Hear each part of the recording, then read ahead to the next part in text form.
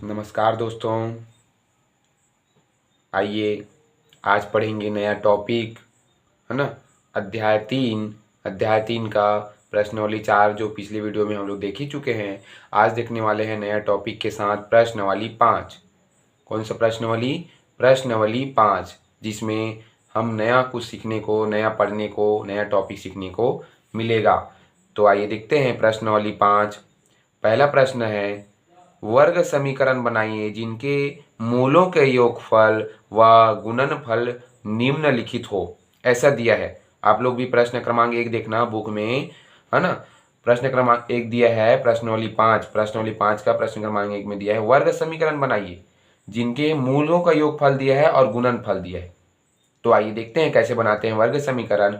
मूलों का योगफल दिया है और गुणनफल दिया है। तो आइए देखते हैं।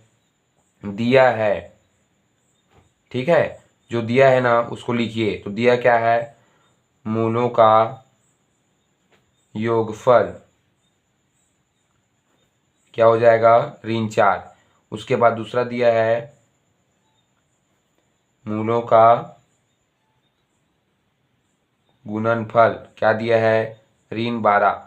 आप लोग भी बुक में देख लेना। यह जो सवाल है प्रश्न क्रमांक 1 बुक में दिया है ना, प्रश्नावली 5 का। तो वर्ग समीकरण बनाना है, और अपना मूलों का योगफल दिया है और मूलों का गुणनफल दिया है और बोला है सवाल की वर्ग समीकरण बनाइए।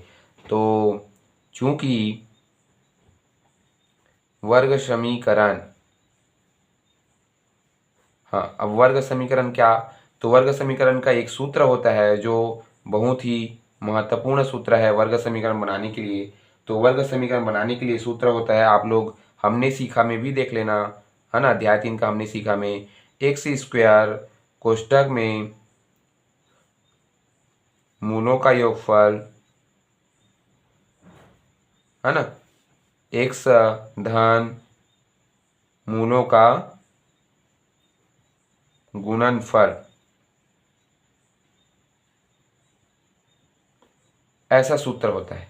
ठीक है, एक्स स्क्वायर ऋण मूलों का योगफल कोष्टक में एक्स धन मूलों का गुणनफल। सूत्र बहुत ही इंपॉर्टेंट है, आईएमपी है। सूत्र को आईएमपी कर लेंगे। ठीक है, वर्ग समीकरण बनाने के लिए सूत्र होता है एक्स स्क्वायर ऋण कोष्टक में मूलों का योगफल, उसके बाद एक्स रहेगा धन मूलों का गुणनफल। यह हमने सीखा में भी यह दिया है, बराबर जीरो होता है। ठीक है, ठीक है। तो ये अपना सूत्र होता है और इसी में अपने को क्या करना है? मान को रखना है। तो एक्स स्क्वायर है तो एक्स स्क्वायर रख दीजिए। एक्स स्क्वायर का मान पता है क्या? नहीं पता है, तो वैसी जस के तस। ऋण है तो ऋण मूलों का योगफल, का यहाँ पास क्या दिया है जी? मान ऋण 4। कोष्टक के बाहर में एक्स है तो एक्स लगा दीजिए। धन है तो धन। मूलों का गुणनफल का क्या दिया है? मान ऋण 12 बराबर 0। ठीक है, मान बस को अपने को रखना है। देखिए, मूलों का योगफल का मान दिया है ऋण 4 तो ऋण 4 रखा हूँ। मूलों का गुणनफल का मान दिया है ऋण 12 तो ऋण 12 रखा हूँ। एक्स है अपनी जगह में एक्स, धन है तो धन, ऋण है तो ऋण, एक्स स्क्वायर है तो स्क्वायर। अपने को सूत्र याद करना है। एक सूत्र एक बार और बता रहा हूँ, एक्स स्क्वायर ऋण मूलों का योगफल एक्स धन मूलों का गुणनफल बराबर 0। आईएमपी सूत्र है वर्ग समीकरण बनाने के लिए। ठीक है, एक्स स्क्वायर इन मूलों का योगफल एक्स धन मूलों का गुणनफल। तो इसी में बस अपने को मान रखना है, एक्स स्क्वायर है तो एक्स स्क्वायर, ऋण है तो ऋण, मूलों का योगफल, तो मूलों का योगफल का मान है ऋण 4 तो मैं ऋण 4 रखा हूँ। एक्स है तो एक्स, धन है तो धन, मूलों का गुणनफल, तो मूलों का गुणनफल का मान है ऋण 12 तो ऋण 12 रखा हूँ। बराबर 0 है तो बराबर 0 मान रख लिए। आइए वर्ग समीकरण बनाते हैं। एक्स स्क्वायर है तो एक्स स्क्वायर। अब यहाँ देखिए, ऋण और ऋण क्या हो जाएगा? धन, 4x है तो 4x। ठीक है, ऋण और ऋण क्या हो जाएगा जी? धन हो जाएगा। 4 और 1 से गुना करिए, 4x हो जाएगा। धन और ऋण क्या हो जाएगा? ऋण हो जाएगा। धन ऋण क्या होता है? ऋण, और 12 है तो 12 बराबर 0। यही हमारा क्या है? आंसर है। आप लोग उत्तर माला में, प्रश्नावली 5 को उत्तर माला में चेक कर लेना।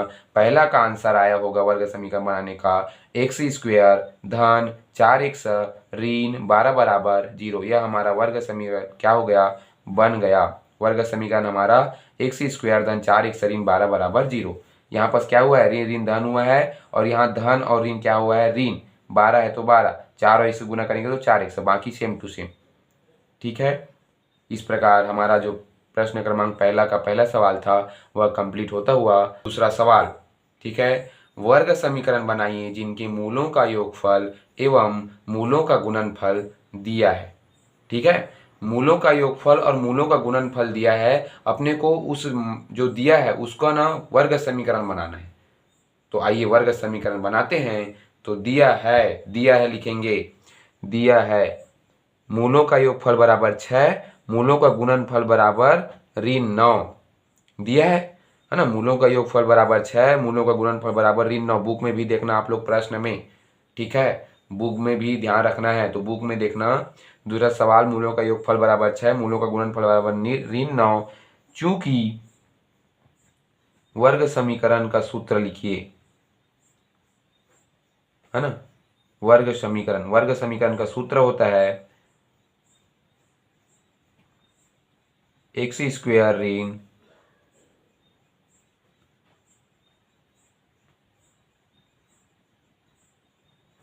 मूलों का योगफल एक्स धन, है ना, मूलों का गुणनफल बराबर 0। ठीक है, यह सूत्र होता है। यह बार बार आप लोग को बताया जा रहा है कि यह सूत्र जो है बहुत ही इम्पोर्टेंट, यह जो सूत्र है बहुत ही इम्पोर्टेंट है। एक बार और बताता हूँ, वर्ग समीकरण बनाने के लिए सूत्र होता है, वर्ग समीकरण बनाने के लिए सूत्र होता है। वर्ग समीकरण बनाइए बोला है ना, जिनका मूलों का योगफल मूलों का गुणनफल दिया है, वर्ग समीकरण बनाना है। तो वर्ग समीकरण का सूत्र होता है एक्स स्क्वायर ऋण मूलों का योगफल एक्स, मूलों का योगफल कोष्टक में, उसके बाद बाहर में एक्स है, धन मूलों का गुणनफल है कोष्टक में बराबर 0। एक्स स्क्वायर इन मूलों का योगफल एक्स, धन मूलों का गुणनफल बराबर 0। और इसी सूत्र में आप लोग मान को रख दीजिए जो दिया है, मूलों का योगफल का मान दिया है ना। आगे हल करते हैं, एक्स स्क्वायर है तो एक्स स्क्वायर, ऋण है तो ऋण, मूलों का योगफल का मान दिया है 6 कोष्टक में, एक्स है तो एक्स, धन मूलों का गुणनफल का मान दिया है ऋण 9 बराबर 0। ठीक है, कहाँ से आया यह हम क्वेश्चन नहीं करेंगे, आप लोग देखिए, मान बस को रखा हूँ। देखिए यहाँ पर मूलों का योगफल का मान दिया है 6 तो 6 रखा हूँ, एक्स है तो एक्स, धन है तो धन, मूलों का गुणनफल का मान दिया है ऋण 9 तो ऋण 9 रखा हूँ बराबर 0। एक्स स्क्वायर है तो एक्स स्क्वायर, ऋण है तो ऋण। ठीक है, बस मान रखा हूँ, मूलों का योगफल का मान 6, मूलों का गुणनफल का मान ऋण 9, धन एक्स वहीं पास है, एक्स स्क्वायर ऋण वहीं पास है बराबर 0। आगे हल करेंगे, आइए समीकरण बनाते हैं। एक्स स्क्वायर, अब यहाँ देखिए, यहाँ धन है 6 और यहाँ क्या है ऋण, तो ऋण 6x हो जाएगा। यहाँ देखिए ऋण और धन क्या होता है जी, मैं बताया था, ऋण ऋण धन होता है, धन धन धन होता है ना। और धन ऋण क्या होता है, ऋण होता है बराबर 0। एक बार पुनः देखेंगे, एक्स स्क्वायर ऋण और यहाँ धन है तो धन ऋण क्या होता है, ऋण 6 और 1 से गुना करेंगे तो 6x, धन ऋण क्या हो जाएगा, ऋण 6x से गुना करेंगे 6x, धन और ऋण यहाँ दिख रहा है, यहाँ ऋण है यहाँ धन है, दोनों को गुना करेंगे तो ऋण हो जाएगा, धन ऋण ऋण होता है, यहाँ पर भी धन ऋण ऋण होगा, 6x हुआ, यहाँ 9 है तो 9 बराबर 0। यह हमारा समीकरण दूसरा का बन गया। ठीक है, मान बस को रखिए, सूत्र को याद रखिए, मूलों का योगफल एक्स धन मूलों का गुणनफल बराबर 0, एक्स स्क्वायर इन मूलों का योगफल एक्स धन मूलों का गुणनफल बराबर 0, और उसमें मान बस रख दीजिए, एक्स स्क्वायर तो एक्स स्क्वायर, ऋण है तो ऋण, मूलों का योगफल का मान 6 है, एक्स है तो एक्स, धन है तो धन, मूलों का गुणनफल का मान ऋण 9 है बराबर 0। मान रखेंगे एक्स स्क्वायर ऋण है तो ऋण 6x हो जाएगा, धन ऋण क्या होता है, ऋण, धन ऋण होता है ऋण, है ना, 9 बराबर 0। ये हमारा क्या हो जाएगा, आंसर हो जाएगा। इस प्रकार दूसरा सवाल भी आप लोग को समझ में आ गया होगा। तीसरा सवाल में पहुंच चुके हैं, तो मैं आप लोग के सामने समझा दिया हूं, आप लोग को इसको थोड़ा बहुत समझकर हल करना है और अपने नोट्स में उतारना है। तो आप लोग के लिए तीसरा जो सवाल है, होमवर्क दिया जा रहा है, आप लोग से आग्रह है, आप लोग जो प्रश्न क्रमांक पहला का तीसरा सवाल है, मूलों का योगफल गुणनफल दिया है और वर्ग समीकरण बनाना है, उसको आप लोग हल करके कमेंट में बताइए और अधिक से अधिक लाइक, कमेंट और सब्सक्राइब मैथमेटिक्स चैनल को करने का प्रयास करिए। प्रश्नावली 5 का प्रश्न पहला का अंतिम सवाल है चौथा, जिसका मूलों का योगफल 4/9 दिया है और मूलों का गुणनफल 1 दिया है। आप लोग देखना ध्यान से, बुक में भी देखना, प्रश्न में दिया है मूलों का योगफल 4/9, मूलों का गुणनफल 1, दोनों का मान दिया है। मूलों का योगफल का मान 4/9, मूलों का गुणनफल का मान 1। तो वर्ग समीकरण का सूत्र में मान को रखिए। वर्ग समीकरण का सूत्र होता है x² ऋण मूलों का योगफल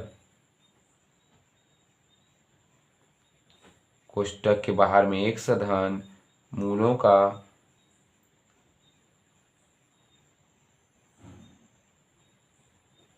गुणनफल बराबर 0। ठीक है, सूत्र होता है ना, अपना सूत्र होता है x² ऋण मूलों का योगफल x धन मूलों का गुणनफल। और इसी सूत्र वर्ग समीकरण का जो सूत्र है ये x² ऋण मूलों का योगफल x धन मूलों का गुणनफल बराबर 0, इसी में मान को रखिए। तो x² ऋण मूलों का योगफल का मान है 4/9, है ना। कोष्टक में x धन मूलों का गुणनफल का मान है 1 बराबर 0। आइए आगे हल करते हैं। x² ऋण 4/9 x धन 1 बराबर 0, जो अभी हम लोग को समीकरण प्राप्त नहीं हुआ है ना। x² यहाँ ऋण है ना, ऋण है तो ऋण 4/9 x, तो 4/9 x, धन है तो धन, 1 है तो 1 बराबर 0। आइए इसी को आगे बढ़ाते हैं। x², अब यहाँ देखिए, यहाँ कुछ नहीं है, मतलब क्या है, 1 है, ऋण 4/9 x धन 1 बटा और 1 के नीचे में कुछ नहीं है, मतलब 1 है, बराबर 0। यहाँ 9, 1 और 1 का लघुत्तम निकालिए, 1 9 1, इसका लघुत्तम निकालिए 9 से, एकम एकम एकम, तो 9 आएगा। तो ये 9 और 1 का लघुत्तम निकाले तो 9 आया। अब इसको हल करिए, 1 को 9 से भाग दीजिए तो कितना आएगा, 1 को 9 से भाग देंगे तो 9 आएगा, 9 से गुणा करिए तो कितना हो जाएगा, 9x²। ठीक है, आगे बढ़ते हैं। ऋण 9 को 9 से भाग दीजिए, कितना आएगा, 1 आएगा, 1 से गुणा करिए तो ये हो जाएगा अपना 4x, यहाँ से गुणा करेंगे 1 से तो 4x, धन 1 को 9 से भाग दीजिए, कितना आएगा, 9 आएगा, तो 9 से यहाँ गुणा करिए तो 9 एकम 9 बराबर क्या हो जाएगा, 0 हो जाएगा। और ये जो 9 है वह 0 से पक्षांतर करेंगे, यहाँ पास पक्षांतर करेंगे ना, तो पक्षांतर करेंगे तो जो 9 से 0 को गुणा करेंगे, है ना, ये भाग में है, अब इसको पक्षांतर करिए तो ये क्या हो जाएगा, गुणा में हो जाएगा, भाग है वो गुणा में, तो 0 और 9 से गुणा करेंगे तो 0 ही आएगा। मतलब 9x² ऋण 4x धन 9 बराबर 0 हमारा क्या है, वर्ग समीकरण और आंसर है। ठीक है, इस प्रकार जो सवाल है उसको हल किया जाता है। यह थोड़ा से कठिन है लेकिन बहुत ही सरल है। यदि हम आसानी से वीडियो को अंत तक जरूर देखेंगे तो हमको बिल्कुल में समझ आएगा। आप लोग उत्तर माला में आंसर मिला के देख लेना। 9x² ऋण 4x धन 9 बराबर 0 दिया है, ना कि x² ऋण 4/9 x धन 1 दिया है। ठीक है, आंसर ये दिया है। ठीक है, एक बार पुनः और बताने का अभ्यास करता हूँ, है ना। अपने को यहाँ मार रखे वहाँ तक तो समझ में आ गया होगा। दिया है 4/9 मूलों का योगफल 1 मूलों का गुणनफल। अब इसको हल किए तो x² ऋण 4/9 x धन 1 बराबर 0। अब इसमें लघुत्तम निकालना है ना। इसके नीचे में कुछ नहीं है, 1 है, इसके नीचे में कुछ नहीं है, 1 है, और 1 का लघुत्तम निकालेंगे तो 9 आएगा, और 9 को नीचे में रख देंगे बटे में, और 1 को 9 से भाग देंगे, 9 आएगा, 9 से गुणा करिए x² से, 9x² हो जाएगा। ऋण है तो ऋण, 9 से 9 को भाग दीजिए, 1 आएगा, 1 से गुणा करिए तो 4x हो जाएगा, 4 एकम 4 और x है तो x, धन है तो धन, 1 को 9 से भाग दीजिए, 9 आएगा, 9 से 1 को गुणा करिए, 9 आएगा। ठीक है, बराबर 0। अब आगे बढ़ेंगे तो यहाँ ये जो बटा में है, भाग में है, वह जब गुणा इधर पक्षांतर होगा 0 से तो वह गुणा में हो जाएगा। तो जब ये गुणा में हो जाएगा 9, तो 9 शून्य क्या हो जाएगा, 0, और बाकी ऊपर का जस के तस 9x² वैसी ऋण 4x अपनी जगह में, धन 9 बराबर 9, है ना, धन 9 बराबर 0 और 9 शून्य 0, तो ये 0 हो जाएगा। तो यही हमारा क्या हो जाएगा, आंसर हो जाएगा, उत्तर हो जाएगा।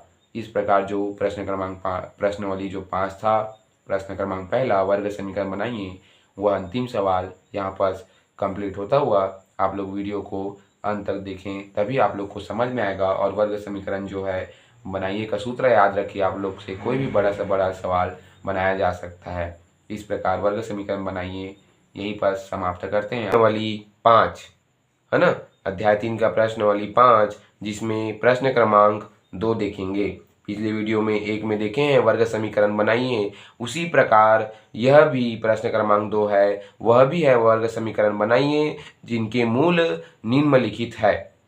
अपने को मूल दिया है, मूल मतलब 7 और 4, जैसे ये 7 और 4 क्या है, एक मूल दिया है, अपने को मान दिया है, तो उसका वर्ग समीकरण अपने को बनाना है। उसमें भी दिया था वर्ग समीकरण बनाइए जिसमें मूलों का योगफल 7 है ना, मूलों का गुणनफल 4, ऐसे कुछ कुछ दिया था। वैसे सेम यहाँ पर भी अपने को मूल दिया है 7 और 4 और वर्ग समीकरण बनाना है। प्रश्न क्रमांक 2 यही बोल रहा है, वर्ग समीकरण बनाइए जिनके मूल निम्नलिखित है। पहला दिया है 7 और 4। तो आइए देखते हैं, वर्ग समीकरण बनाइए,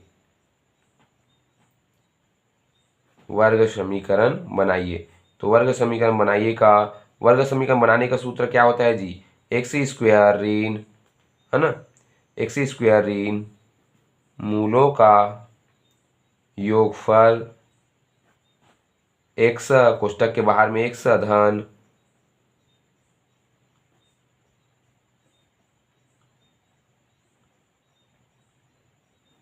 मूलों का गुणनफल बराबर 0। ठीक है, एक्स स्क्वायर ऋण मूलों का योगफल एक्स धन मूलों का गुणनफल बराबर 0, ऐसे अपने को पहला सवाल दिया है जिसमें मूल दिया है 7 और 4 और वर्ग समीकरण बनाइए बोला है। तो वर्ग समीकरण बनाने के लिए एक्स स्क्वायर ऋण मूलों का योगफल कोष्टक के बाहर में एक्स धन मूलों का गुणनफल बराबर 0, तो वर्ग समीकरण बनाइए का सूत्र है। तो आइए इसी में हल करेंगे।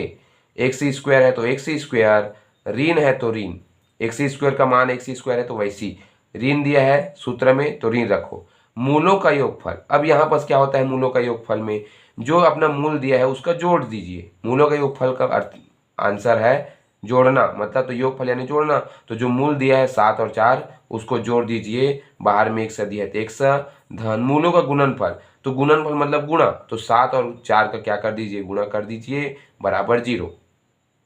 मेरे को ऐसा लगता है आप लोग को समझ में आ गया होगा। एक बार और देखना, अपना वर्ग समीकरण बनाइए का सूत्र है एक्स स्क्वायर इन मूलों का योगफल एक्स धन मूलों का गुणनफल बराबर 0। तो एक्स स्क्वायर वैसी रहेगा, ऋण है तो ऋण, मूलों का योगफल, तो मूलों का योगफल का जब बोला है तो 7 और 4 जो मूल दिया है उसको जोड़ना है, तो 7 धन 4 है ना, और बाहर में एक्स है तो एक्स, धन है तो धन मूलों का गुणनफल, तो मूलों का गुणनफल मतलब अपना मूल दिया है 7 और 4, तो 7 तक गुणा 4, तो गुणनफल मतलब गुणा और योगफल यानी जोड़ना, तो 7 4 को जोड़ेंगे और यहाँ गुणा करेंगे बराबर 0। तो आइए इसी को हल करते हैं। एक्स स्क्वायर ऋण 7 और 4 को जोड़िए तो कितना आएगा 11x, यदि 11x हो जाएगा ना, 7 4 11 और x है तो x है, धन 7 चौक 28 हो जाएगा बराबर 0। और यही क्या है, पहला का हमारा वर्ग समीकरण बन गया, यही हमारा आंसर है। आप लोग उत्तर माला में चेक कर लेना, एक्स स्क्वायर ऋण 11x धन 28 बराबर 0 अपने को उत्तर माला में दिया गया है। ठीक है, तो एक बार और बता देता हूँ, वर्ग समीकरण बनाइए बोला है एक्स स्क्वायर इन मूलों का योगफल एक्स धन मूलों का गुणनफल। तो मूलों का योगफल में क्या करना है अपने को, 7 और 4 को, यहाँ मूल दिया है उसको जोड़ना है, वैसे गुणनफल दिया है तो 7 और 4 को गुणा करना है, तो 7 चौक हो गया 28, धन है तो धन, एक्स है तो एक्स, 7 और 4 को जोड़ेंगे 11 तो 11x हो जाएगा, ऋण है तो ऋण, एक्स स्क्वायर है तो एक्स स्क्वायर। इस प्रकार वर्ग समीकरण हमारा क्या हो गया, बन गया, ये अपना वर्ग समीकरण बन गया। एक्स स्क्वायर एक्स स्क्वायर, ऋण है तो ऋण, 7 4 11x हो जाएगा, उसके बाद 7 चौक 28 बराबर 0। ठीक है, जो दूसरा है, पहला अपन बनाए वर्ग समीकरण, अब दूसरा देखिए, इसी में दूसरा दिया है ऋण 5 ऋण 11, यहाँ पर सिर्फ धन धन दिया था, धन 7 धन 4, तो धन तो आसानी से बन गया। अब इसमें दिया है ऋण, ऋण 5 ऋण 11 दूसरा सवाल दिया है अपने को। तो आइए देखते हैं, वर्ग समीकरण बनाइए का सूत्र अपने को पहले, सबसे पहले तो वर्ग समीकरण बनाइए का सूत्र याद रखना पड़ेगा। तो एक्स स्क्वायर ऋण मूलों का योगफल एक्स धन मूलों का गुणनफल बराबर 0। ठीक है। वर्ग समीकरण बनाइए। तो वर्ग समीकरण बनाने का सूत्र है एक्स स्क्वायर ऋण मूलों का योगफल एक्स धन मूलों का गुणनफल बराबर 0। और इसी में मान रखना है एक्स स्क्वायर है तो एक्स स्क्वायर, ऋण है तो ऋण, मूलों का योगफल। तो मूलों का योगफल अपना जो दिया है यहाँ देखिए, यहाँ क्या किए थे 7 और 4 को जोड़े थे और गुणनफल में 7 और 4 का गुना किए थे। सेम प्रोसेस यहाँ पर भी है। ऋण 5 प्लस ऋण 11 दोनों को क्या करना है, अपने को जोड़ना है। ठीक है, ऋण 5 और ऋण 11 को जोड़ना है। वैसी एक्स है तो एक्स धन मूलों का गुणनफल, तो ऋण 5 गुना ऋण 11 बराबर 0। ठीक है, समझ में आ रहा है ना। बस कुछ नहीं करना है, मूलों का योगफल दिया है तो ऋण 5 और ऋण 11 दोनों को क्या करना है, जोड़ना है। ठीक है, वैसे यहाँ पर मूलों का गुणनफल दिया है तो ऋण 5 और ऋण 11 को क्या करना है, गुणा करना है। और धन ऋण को गलत नहीं करना है। ठीक है, धन ऋण को गलत नहीं करना है, ये आप बात को ध्यान में लीजिएगा। तो एक्स स्क्वायर है तो एक्स स्क्वायर है ना, ऋण है तो ऋण। अब यहाँ देखिए ऋण 5, ठीक, और धन और ऋण क्या हो जाएगा जी, यहाँ देखो ऋण 5 है तो ऋण 5, ये धन और ऋण है यहाँ, तो धन ऋण क्या होता है, ऋण होता है। और 11 है तो 11 और 1 है बाहर में 1 धन, यहाँ गुना करिए 11 पंचे क्या हो जाएगा 55, है ना। 11 और 5 को गुना करेंगे 55, ऋण धन हो जाएगा बराबर क्या हो जाएगा 0। ठीक है, समझ आ रहा है ना। बस अपने को मान रख के सवाल को क्या करना है, हल करना है। तो आइए एक बार और देखते हैं। एक्स स्क्वायर ऋण, है ना। अब यहाँ जुड़ेगा, देखिए ऋण और ऋण क्या होता है, धन, ऋण और ऋण क्या होता है, धन। तो 11 में 5 जोड़िए क्या आएगा, 16 आएगा। बड़ी संख्या के सामने में ऋण है, देखिए 11 के सामने में ऋण है तो ऋण लगा दीजिए। बाहर में 1 है तो 1 धन, 55 है तो 55 बराबर 0। ठीक है, आइए इसी को आगे हल करते हैं। एक्स स्क्वायर है तो एक्स स्क्वायर, ऋण और ऋण क्या हो जाएगा, धन, 16 1 हो जाएगा धन, इधर 55 है तो 55 बराबर 0। और यही आप लोग उत्तर माला में चेक कर लेना। आंसर एक्स स्क्वायर धन 16 1 धन 55 बराबर 0 ऐसा दिया होगा। ठीक है, एक बार और पुनः बताता हूँ।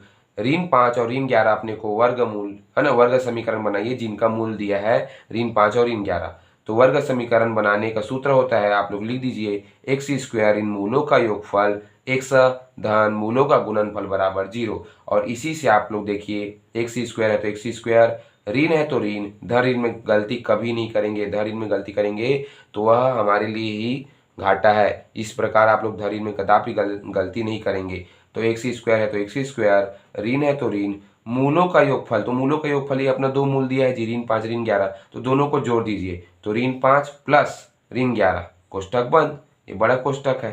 ठीक है, ऋण 5 प्लस ऋण 11 कोष्टक बड़ा कोष्टक बंद और बाहर में 1।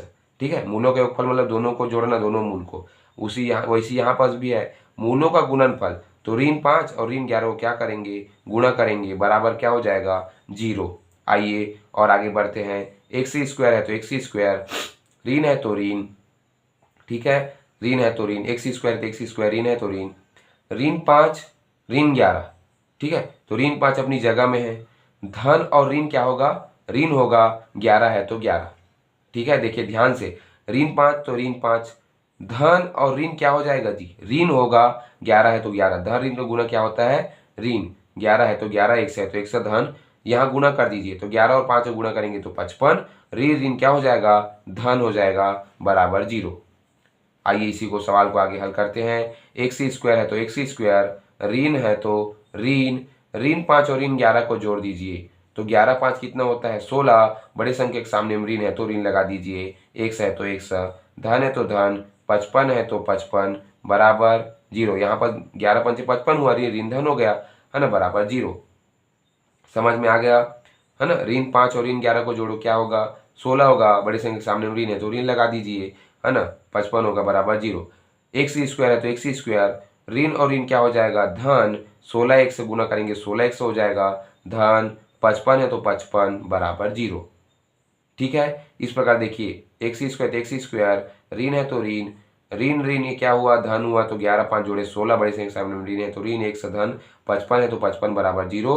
एक्स स्क्वायर तो एक्स स्क्वायर ऋण ऋण क्या हो जाएगा, धन हो जाएगा, 16 1 हो जाएगा, धन है तो धन, 55 है तो 55 बराबर 0। इस प्रकार अपना जो मूल का आंसर है वह एक्स स्क्वायर धन 16 1 धन 55 बराबर 0, ये हमारा आंसर है। एक तो तीसरा और चौथा जो मूल दिया है अपने को, तीसरा में दिया है ऋण 2 और 4 और चौथा में दिया है 12 ऋण 24।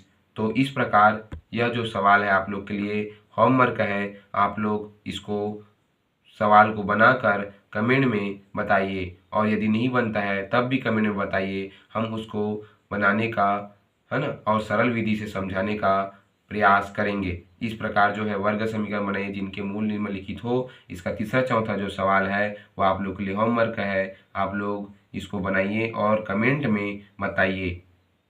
ठीक है।